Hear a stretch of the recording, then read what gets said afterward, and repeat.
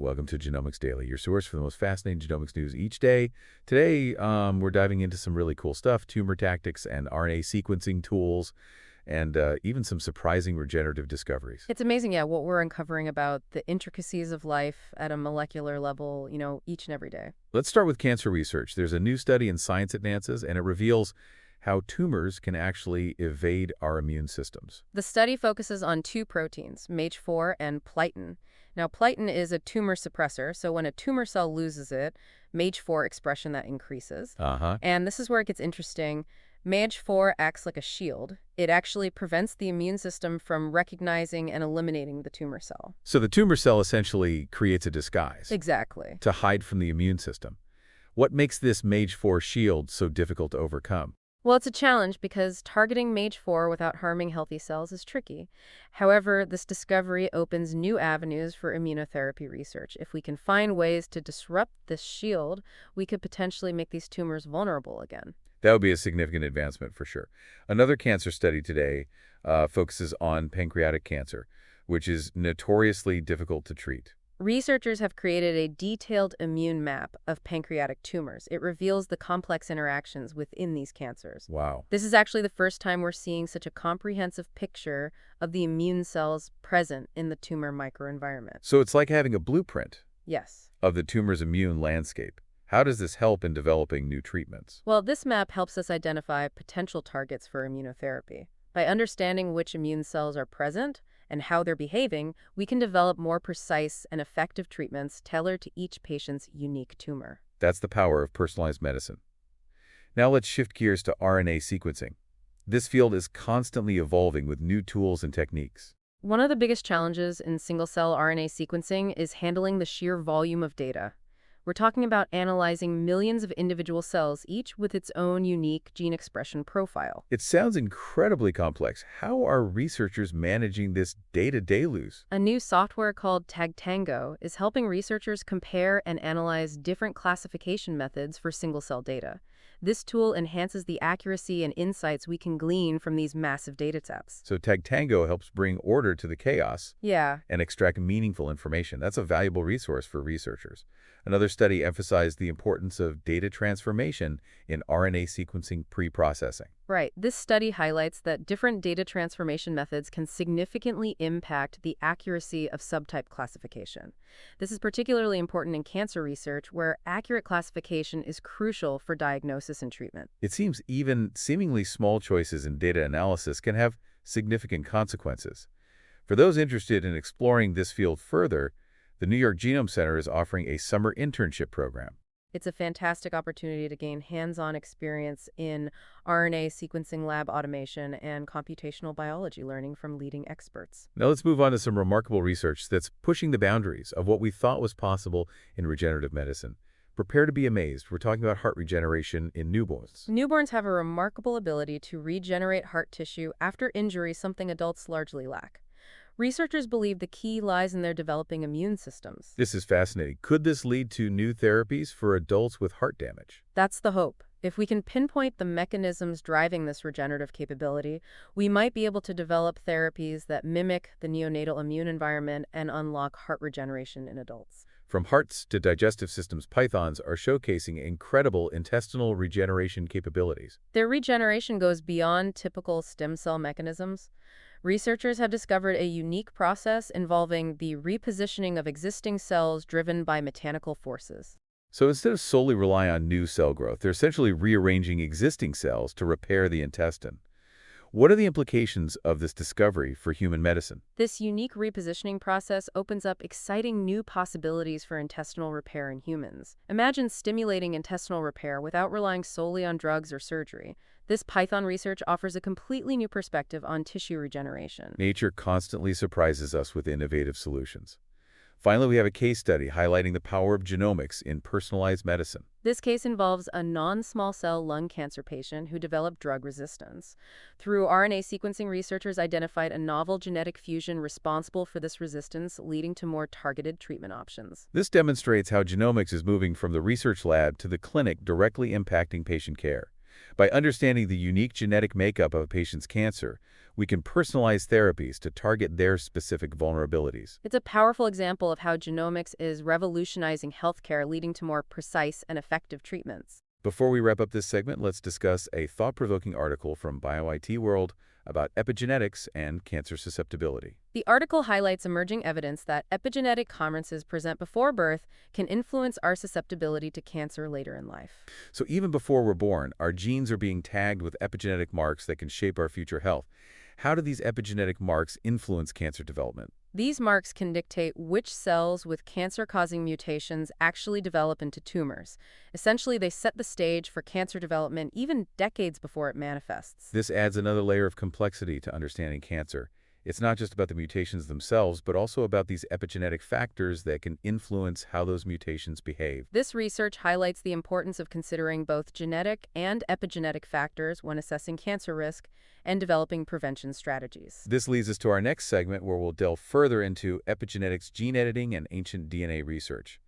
Stay tuned for more breakthroughs and discoveries in the world of genomics. That Python research really highlights the ingenuity of nature's solutions.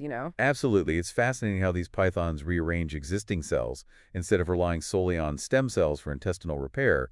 This mechanical stimulation aspect is particularly intriguing. Researchers believe that the stretching and expanding of the python's digestive system after a large meal triggers this unique repositioning process. It's like a built-in renovation crew that remodels the intestine after a feast. It makes you wonder if we could harness this mechanical stimulation in humans to promote healing. Imagine the possibilities for treating conditions like inflammatory bowel disease or intestinal injuries. This research could pave the way for entirely new therapeutic approaches. It's a reminder that we can learn so much from studying the natural world. Now, shifting gears to epigenetics, that BioIT World article really got me thinking about the lasting impact of our environment and experiences on our genes. The idea that epigenetic modifications acquired during our lifetime could potentially be passed down to future generations is both fascinating and a subject of ongoing debate. It challenges the traditional view of inheritance and raises questions about the responsibility we have not only for our own health, but also for the health of our descendants. While transgenerational epigenetic inheritance is still being actively researched, it underscores the interconnectedness of our health across generations. Speaking of groundbreaking advancements, gene editing technologies like CRISPR are revolutionizing our ability to manipulate genes. This power comes with immense responsibility, raising complex ethical considerations. The potential of gene editing to treat genetic diseases and even enhance human capabilities is undeniable. However, we must proceed cautiously, considering the potential risks and society implications. The ability to alter the human germline, meaning changes that could be passed down to future generations, requires careful ethical scrutiny. Open and transparent discussions involving scientists, ethicists, policymakers, and the public are crucial to ensure responsible and equitable use of these powerful technologies. Now let's step back in time and explore the fascinating insights gained from ancient DNA. Ancient DNA analysis is like piecing together a genetic puzzle of our past, revealing surprising details about our ancestors, their migrations, and even their interactions with other hominid species. It's incredible to think that we can now trace the genetic footprints of our ancestors, uncovering connections and complexities in our evolutionary history. With each ancient DNA study, our understanding of human history and our place in the tapestry of life deepens. Speaking of understanding our genetic heritage, a new online course from Johns Hopkins University is focusing on the ethical, legal, and social implications of genomic research. As genomics becomes increasingly integrated into healthcare and society, addressing these ethical and societal considerations is paramount. The course covers crucial topics like genetic privacy-informed consent and the potential for genetic discrimination, aiming to educate healthcare professionals, researchers, and the general public. This type of educational initiative is vital to ensure that the advancements in genomics are utilized responsibly and ethically for the benefit of all. It's a reminder that alongside the scientific progress, we must prioritize ethical considerations to navigate this genomic era responsibly. Absolutely. Genomics is rapidly changing our understanding of health, disease, and even our history, and we must approach these advancements with both scientific rigor and ethical awareness. Now let's delve back into the latest genomics news with a groundbreaking development that could revolutionize cancer diagnosis and treatment. Researchers have developed a new blood test that can detect cancer at its earliest stages, even before symptoms appear. Early detection is crucial for improving cancer survival rates. How does this blood test work? This test analyzes circulating tumor DNA, tiny fragments of DNA shed by cancer cells, into the bloodstream. By detecting and analyzing these fragments, the test can identify the presence of cancer even when tumors are too small to be detected by traditional methods. This could be a game changer for cancer screening, potentially leading to earlier diagnosis and treatment. Are there any limitations to this new blood test? While incredibly promising, the test's sensitivity and specificity for different cancer types are still being evaluated. However, the potential for early cancer detection is undeniable. This breakthrough could save countless lives. Now let's turn our attention to another exciting area of genomics, gene therapy. Gene therapy has faced many challenges over the years, but we're finally witnessing remarkable success stories. For instance, a newly developed gene therapy can now cure a rare and often fatal genetic disease called spinal muscular atrophy. This disease primarily affects infants, causing progressive muscle weakness. To have a cure for such a devastating condition is truly a medical triumph. This therapy involves delivering a functional copy of the missing gene directly into the patient's cells, essentially correcting the underlying genetic defect. It's a testament to the transformative power of genomics to address the root causes of genetic diseases. This breakthrough in gene therapy for spinal muscular atrophy offers hope for treating other genetic diseases in the future. It's inspiring to see how genomics is driving such remarkable progress in healthcare and offering new hope for patients with previously untreatable conditions.